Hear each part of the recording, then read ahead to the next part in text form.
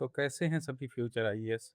जो हमारी पीवाईक्यू की सीरीज चल रही थी उसी के कंटिन्यूएशन में आज मैं लेके आया हूँ 2022 का 5C क्वेश्चन। तो जैसा कि आपको पता है बहुत ही पहले से अभी मैं 2025 से सॉल्व करवा रहा हूँ, 2025 से क्वेश्चन सॉल्व करवा रहा हूँ।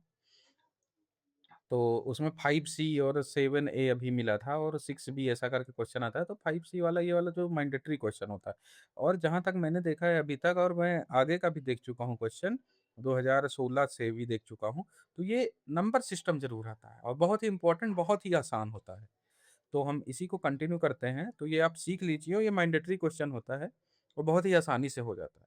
तो एक बार हम इसको कन्वर्ट करते हैं। तो ये आपका एक नंबर दिया हुआ है 1093.21875। ये हमारा डेसिमल में नंबर दिया हुआ है, और ये बोल रहा है इसको आप इक्विवेलेंट कन्वर्ट कीजिए ऑक्टल में। ऑक्टल में कन्वर्ट करना है। तो हम हर वीडियो में जो कॉन्सेप्ट जरूरी होता है तुरंत समझा देते हैं शॉर्ट में। तो इस कॉन्सेप्ट को भी मैं बहुत ही शॉर्ट में समझा देता हूँ। ओके। मैं सिर्फ डेसिमल से ऑक्टल नहीं बता रहा हूँ, मैं डेसिमल से एनी बता दे रहा हूँ आपको, एकदम जनरलाइज्ड फॉर्म। 10 to any. कभी कभी आपसे पूछ लेगा बाइनरी में कन्वर्ट करो, कभी पूछेगा आपको 10 से आपका ऑक्टल में कन्वर्ट करो, कभी पूछेगा हेक्साडेसिमल में कन्वर्ट करो। तो यहीं पे ऑक्टल हेक्साडेसिमल देखिए यही पूछ लिया है। देखिए डेसिमल से हेक्साडेसिमल और डेसिमल से ऑक्टल। तो बिल्कुल सिंपल सा रूल है, जिसमें भी आपको कन्वर्ट करना हो, जिसमें भी, उससे आप डिवाइड करते रहिए, कोशिएंट और रिमाइंडर अलग अलग लिखते रहिए। तो एक छोटा सा एग्जांपल ले लेता हूँ। जैसे आपको मान लीजिए 27 को कन्वर्ट करना है ऑक्टल में, तो कैसे करेंगे, 8 से डिवाइड करिए इसको। 8 से कितने टाइम्स जाएगा, 3 टाइम्स। 24 आपका रिमाइंडर कितना बचेगा, 3। तो बस अब ये आ गया 3, ये 3 इसके नीचे लिख दीजिए और इसको अपोजिट डायरेक्शन में लेना होता है। तो 3 3, ये ऑक्टल में आंसर हो जाएगा। अब यही वाला रूल हम पहले इस वाले पार्ट पे लगाएंगे, उसके बाद फ्रैक्शन का पार्ट हम बाद में देखते हैं। तो पहले हम 1093 ले लेते हैं, और इस पे ये जो मैंने अभी रूल बताया वो वाला रूल लगाएंगे, 1093। अब बस आपका 8 का टेबल अगर आपको आता है तो बस तुरंत इजिली आपका हो जाएगा। तो 8 से हम इसको डिवाइड करेंगे, तो कितना आपका आंसर यहाँ पे आ जाएगा 8 से डिवाइड करने पे। तो अगर हम यहाँ पे करें तो 8 1 जा 8 होता है, यहाँ 2 बचा। तो अब कितनी बार चला जाएगा, 3 टाइम्स ले जाते हैं, 8 तक 24 होता है। अब यहाँ पे कितना बच जाएगा आपका, तो यहाँ पे कितना बच जाएगा, 5। 5 बच गया। फिर हम कितनी बार ले जाएं, 6 टाइम ले जाते हैं, तो 8 48 होता है, और उसके बाद हमारा 53 है। तो यहाँ पे रिमाइंडर कितना बच जाएगा, 5। तो बस यही करना है, यहाँ पे कोशिएंट लिखिए, यहाँ पे रिमाइंडर लिखिए, फिर से हम 8 से डिवाइड करते हैं। 1 टाइम ही जाएगा, 8 एक नाम 8 बचा 5, और फिर से हम ले जाते हैं 8 7 56, 7 टाइम चला जाएगा। तो पूरा पूरा कट गया, रिमाइंडर आ गया हमारा 0। फिर हम 8 से डिवाइड करेंगे, 17, 8 दूनी 16 होता है, एक रिमाइंडर। अब ये वैल्यू देखिए 8 से कम आ गई, तो डिवाइड करने का कोई मतलब नहीं है। तो ये 2 हम यहाँ लिख देते हैं, और इसको हम अपोजिट डायरेक्शन में ले लेंगे, अपोजिट डायरेक्शन में। तो आंसर क्या हो जाएगा अपना, 2105। ये हमारा ये वाला पार्ट सॉल्व हो गया, 1093 नॉन फ्रैक्शन पार्ट। ये अब देखिए ये फ्रैक्शन पार्ट है, तो फ्रैक्शन पार्ट का भी बहुत ही आसान है। तो जैसे हमने ये वाला किया था, वैसे हम फ्रैक्शन पार्ट का एक बार करके देखते हैं। तो फ्रैक्शन पार्ट में हमें क्या करना होता है कि जो भी नंबर होता है उसको जिस भी बेस में कन्वर्ट करना है उससे हम मल्टीप्लाई कर लेते हैं। तो जैसे हम कोई एक नंबर ले लेते हैं, जैसे 0.25 मैं ले लेता हूँ, सिंपल। इसको हमें ऑक्टल में कन्वर्ट करना है, तो इसको आप 8 से मल्टीप्लाई करिए। तो 8 से मल्टीप्लाई करेंगे तो आपका आंसर क्या आ जाएगा, 8 5 40 हो गया, और 8 दूनी 16 4 20, कितना हो गया, 200। और डेसिमल यहाँ पे लग जाएगा। तो जो ये वैल्यू आ गई उसको छोड़ के अभी ये जो हमारी वैल्यू आई है 2, इसको हम अपने आंसर में इंक्लूड कर लेते हैं। तो 2 हमारा आंसर हो गया। और उसके बाद देखिए जो अगली वैल्यू बचती है, जैसे 0 0 बची, तो इसको फिर हम अगेन 8 से मल्टीप्लाई करेंगे। अगर कोई वैल्यू बचती तो यहाँ भी कोई वैल्यू आती, लेकिन यहाँ 0 बचा है तो हमारा आंसर यही हो जाएगा, 0.20। यही ऑक्टल में आ गया। अब सेम यही मेथड हम अपने इस वाले पे अप्लाई करेंगे। तो थोड़ा सा आपको कष्ट करना पड़ेगा मल्टीप्लाई करने के लिए। तो 21875, 0.21875 है, बस इसको 8 से आपको मल्टीप्लाई करना है। तो एक बार हम इसको 8 से मल्टीप्लाई करते हैं। तो मल्टीप्लाई आपको जितना जल्दी कि आप कर पाओगे उतना जल्दी आप ये क्वेश्चन कर पाओगे। तो अगर मैं इसको मल्टीप्लाई करूं तो मैं डायरेक्ट कर देता हूँ, इसका आंसर आएगा 1.75। आप खुद से मल्टीप्लाई करके देख सकते हैं। देखिए 8:45 हो जाएगा, ऐसा कर करके आपको 1.75 आएगा। तो ये वाली जो वैल्यू है, लेफ्ट साइड वाली, इसको हम अपने आंसर में इंक्लूड करेंगे। तो यहाँ पे अगर हम आंसर लिखना चाहें, तो हम कैसे लिख सकते हैं? यहाँ पे पॉइंट लगा दिया और ये वाली जो वैल्यू आई डेसिमल के पहले, इसको हम आंसर में इंक्लूड कर लेंगे। उसके बाद मैंने क्या बताया था? उसके बाद ये जो डेसिमल के बाद वाली वैल्यू बचती है 0.75, इसको अगेन हम मल्टीप्लाई करेंगे 8 से। तो आप मल्टीप्लाई करके देखिए कितना आता है। तो ये कितना आ जाएगा? अगर हम इसको मल्टीप्लाई करेंगे तो 0.75 को, तो ये आपका आ जाएगा 6.00 आप मल्टीप्लाई करके देख सकते हैं, मैं डायरेक्ट लिख रहा हूँ। तो अब ये वाला जो 6 है, इसको हम अपने आंसर में इंक्लूड कर लेंगे और ये जो डबल जीरो है, इसको फिर से मल्टीप्लाई करेंगे। अब डबल जीरो आ गया, इसको मल्टीप्लाई करने की जरूरत ही नहीं है, तो यही आपका फाइनल आंसर हो जाएगा ऑक्टल में।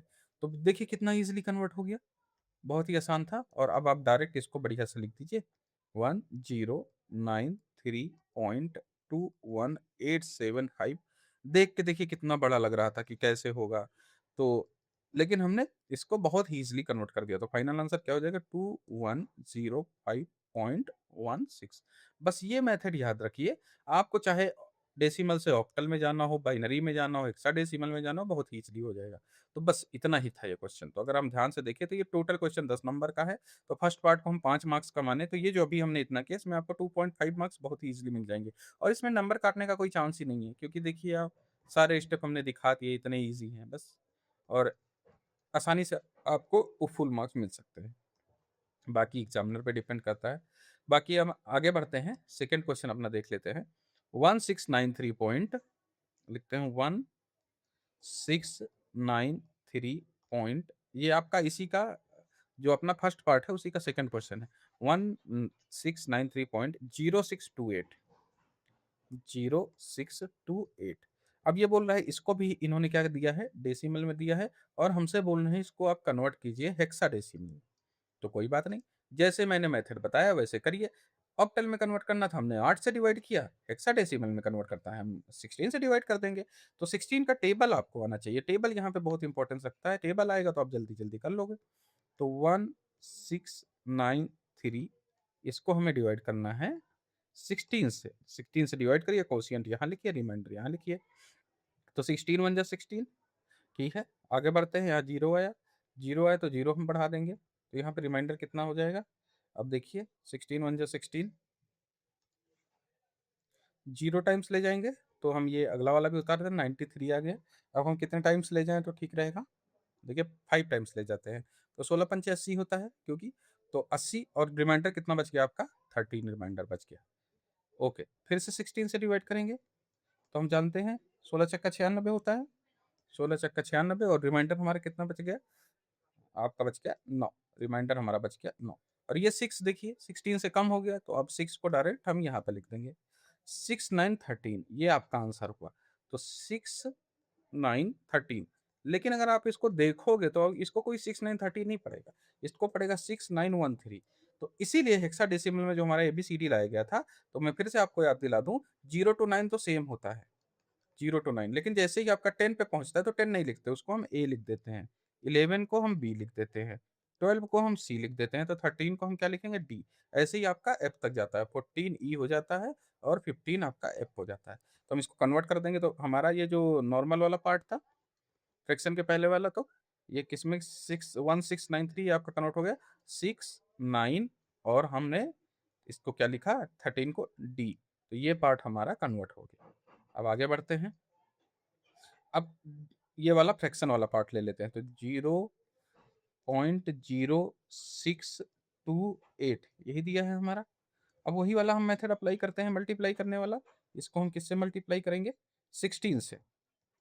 16 से मल्टीप्लाई करते हैं, तो यहाँ पे हम आगे आंसर यहीं पे बढ़ा देंगे, जो भी हमारा आंसर आएगा। तो फ्रैक्शन नॉर्मल पार्ट हो गया, पॉइंट लगा देते हैं, फ्रैक्शन पार्ट हम यहाँ से कैलकुलेट करेंगे। अब मैं डायरेक्ट करता हूँ, अगर आप इसको मल्टीप्लाई करोगे तो आप मल्टीप्लाई कर लीजिएगा। तो मल्टीप्लाई करने के आंसर आएगा 1.0048। और जैसा कि हमारा रूल बोलता है, जो डेसिमल के पहले वैल्यू आ जाए उसको आंसर में डाल दीजिए। तो हमने इसको आंसर में डाल दिया, और जो ये बचा वाला वह पार्ट है, इसको फिर से लीजिए, 0.0048, इसको अगेन 16 से मल्टीप्लाई कीजिए। तो हम अगेन 16 से मल्टीप्लाई करेंगे, तो इसका आपका आंसर आ जाएगा 0.0768।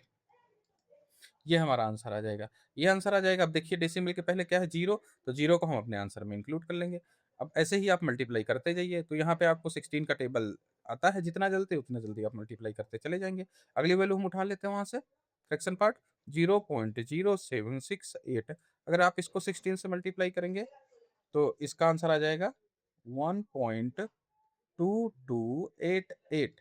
ये वाला को हम अपने आंसर में इंक्लूड कर लेते हैं। ये हो गया आंसर में। और ये वाला बचा पार्ट को अगेन मल्टीप्लाई हम करते हैं। तो 2288 मल्टीप्लाइड बाई 16, पॉइंट लगा है तो पॉइंट लगा देंगे। तो इसको हम अगर हम मल्टीप्लाई करते हैं तो आपका आंसर आएगा, आप मल्टीप्लाई करेंगे तो 3.6608। तो 3 को अपने हम आंसर में ले लेते हैं, 3 को हमने अपने आंसर में ले लिया। बचा हुआ पार्ट को हम फिर से मल्टीप्लाई करेंगे, 0.660। अब आप सोच रहे हो सर कितने तक करें? देखिए भाई, आईएएस का एग्ज़ाम है तो आप 4-5 पॉइंट तक तो एटलीस्ट निकालिए। थोड़ा-सा बढ़ाइए इसको, मल्टीप्लाई ही तो करना है। जनरली हम लोग क्या करते हैं 2-3 तक करके छोड़ देते हैं, ऐसा कोई दिक्कत नहीं है। लेकिन मैं चाहता हूँ कि थोड़ा 4-5 पॉइंट तक हम बढ़ा दें। तो इसको अगर हम मल्टीप्लाई करेंगे, तो आपका आंसर यहाँ से बनेगा 10.5728। तो हम ये 10 को आंसर में इंक्लूड करते हैं, लेकिन जैसा कि मैंने बताया 10 हम लिख नहीं सकते, तो 10 को हम क्या लिखेंगे? 10 को हम लिखेंगे ए। फिर 0.5728, इसको अगेन 16 से मल्टीप्लाई करिए। अगर हम इसको अगेन 16 से मल्टीप्लाई करते हैं तो ये आंसर आ जाएगा 9.1648। 9 को अपने आंसर में ले लीजिए। ठीक है, मैं यहीं रुक जाता हूँ।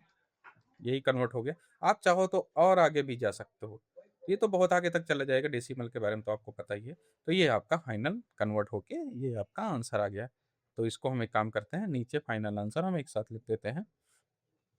तो आपका फाइनल आंसर क्या हो जाएगा?